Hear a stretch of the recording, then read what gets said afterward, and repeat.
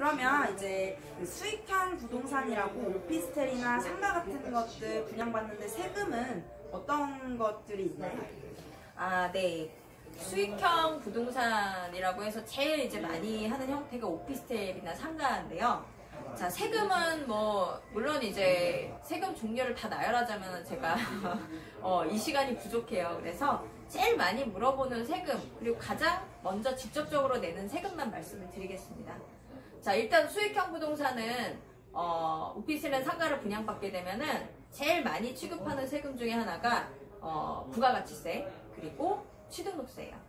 자, 부가가치세는 건물이 이제 전체 분양가가 만약에 뭐 1억이라고 한다면 그 중에 건물분이 있고 땅값이 있거든요. 근데 이제 보통 건물분이 훨씬 더 많아요. 분량이 한 60~70% 이상이 건물값이거든요. 거기에 10%를 부가세로 붙습니다. 이거는 공산품에다 붙는 거기 때문에 오피스텔을 만약에 한 1억짜리를 받았으면 한 600만원, 700만원 정도는 부가세가 붙겠구나. 대략 뭐 비율을 봤을 때는 정확하진 않지만 그 정도입니다. 그래서 그 부가세가 있고요. 그 다음에 취등록세가 있어요. 취등록세는 건물을 이제 완공이 되면은 등기를 받았을 때 나라에 한 번 딱 내는 세금이 취등록세입니다. 그래서 요거는 이제 오피스텔 같은 경우는 4.6%가 되어 있어요.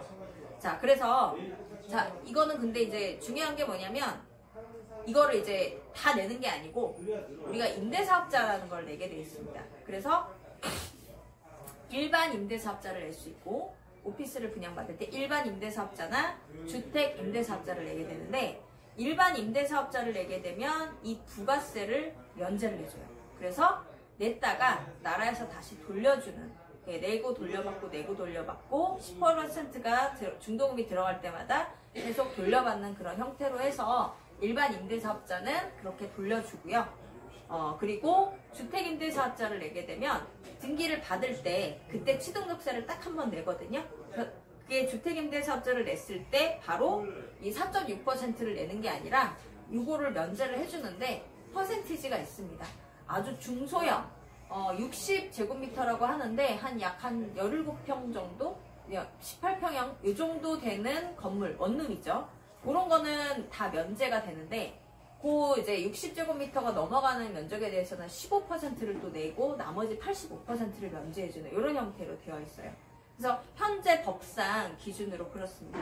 그리고 이제 그 외에 이제 여러분이 아셔야, 그게 이제 제일 목돈이기 때문에 가장 많이 설명드리는 거고, 그 외에 이제 궁금해하시는 부분은 이제 등기를 받고 나서 운영을 하지 않습니까? 그러면 나는 건물에 대한 임대 사업을 하는 거예요. 그래서 매달 월세를 받으시면 소득이 발생하겠죠. 그래서 5월에 종합소득세를 냅니다. 역시 그거는 내가 뭐 50만 원을 받든 한 달에 100만 원을 받든 1년 동안에 그게 쌓이지 않습니까? 그거의 1년치에 대한 금액만 계산해서 내면 되기 때문에 그 금액은 그렇게 부담스러운 금액은 아니라고 말씀을 드리고 있습니다. 네, 일단 여기까지 말씀드릴게요. 그러면 제가 드릴 이제 마지막 질문은 오피스텔과 요즘 생활형 숙박시설이라고 하는 레지던스가 있잖아요. 그 둘의 차이가 뭔지 저도 좀 궁금하거든요. 한번 말씀해 주시겠어요? 네.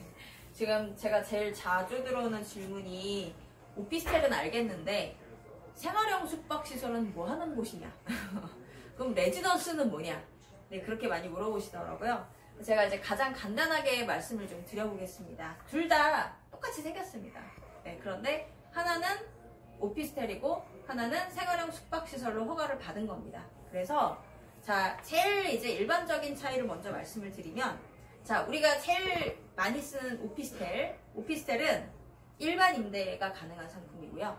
1년이나 2년짜리 보증금 몇백에 월세 얼마 이렇게 일반 부동산에서 놓는 임대가 일반 임대입니다. 그래서 그게 가능한 거고, 레지던스 같은 경우는 숙박업을 하나 더 할 수 있습니다. 그래서 오피스텔에서 할 수 있는 일반 임대에다가 공식적으로 매일매일 이제 숙박업은 좀 다르잖아요. 그냥 모르는 보증금 없이 그저 숙박업 하룻밤 자고 할 수 있는 그런 여관업처럼 숙박업을 할 수 있는 거를 하나 더 얻는다고 보시면 돼요. 오피스텔에서 숙박업을 하게 되면 합법일까요? 불법일까요? 불법이 되는 거죠. 네. 근데 숙박업을 할 수 있는 그 원룸이 부족한 곳에서는요, 오피스텔에서도 혹시 뭐 이제 여러분 숙박 공유 사이트 에어비앤비라는 사이트를 알고 계시는 분들이 많거든요. 그런 곳에서도 활용을 하면서 숙박 업체들이 불법으로도 운영을 하는 것들이 종종 뉴스에 나옵니다. 그만큼 또 어떤 지역에서는 숙박업이 너무 활성화되다 보니까 모자라서 오피스를 활용하기도 합니다만은 공식적으로 오피스텔은 숙박업을 할 수는 없게 되어 있습니다. 자, 그리고 오피스텔하고 그 레지던스 차이를 조금 더 설명을 드릴게요. 가장 궁금해하는 부분만. 오피스텔은 이제 주택임대와 일반임대 두 가지를 다 낼 수가 있어요. 그래서 주택임대 사업자를 오피스텔에 내면 전입신고를 할 수 있습니다. 여기 들어간 임차인이 뭐 나는 여기 들어왔습니다 라고 신고를 할 수가 있는데, 레지던스 같은 경우는 숙박업을 위주로 할 수 있는 그런 건물이라서 그런지 모르겠지만 주택임대를 못 냅니다. 그래서 일반 임대 사업자만 낼 수가 있어요. 그래서 임차인이 전입신고를 공식적으로 할 수가 없죠. 네. 그래서 뭐 전세를 놓는다든지 아니면 보통 이제 그 전입신고하는 이유가 큰 뭐 1억이나 뭐 5천만 원 이렇게 큰 돈이 들어가게 되면은 전세로 들어가잖아요. 여기에 대해서 좀 이렇게 내 돈을 보증하려면은 전입신고가 필요하거든요. 뭐 예를 들면 확정일자라든가 이런 것들이 있습니다. 그래서 그런 게 조금 어려운 게 단점이에요. 그래서 전세 자금 대출도 어렵습니다, 솔직히. 그래서 오피스텔은 일반적인 상품이고 레지던스는 숙박업을 하나 더 할 수 있는 상품인데, 오피스텔이 일반인들에게는 조금 더 많이 알려진 상품이잖아요. 그래서 솔직히 부동산에서도 오피스텔을 조금 일반 임대에 놓을 땐 더 선호하는 그런 경향이 있습니다. 그래서 그런 장단점이 있다고 보시면 되겠습니다. 네, 오늘은 여기까지 진행을 하도록 하겠습니다.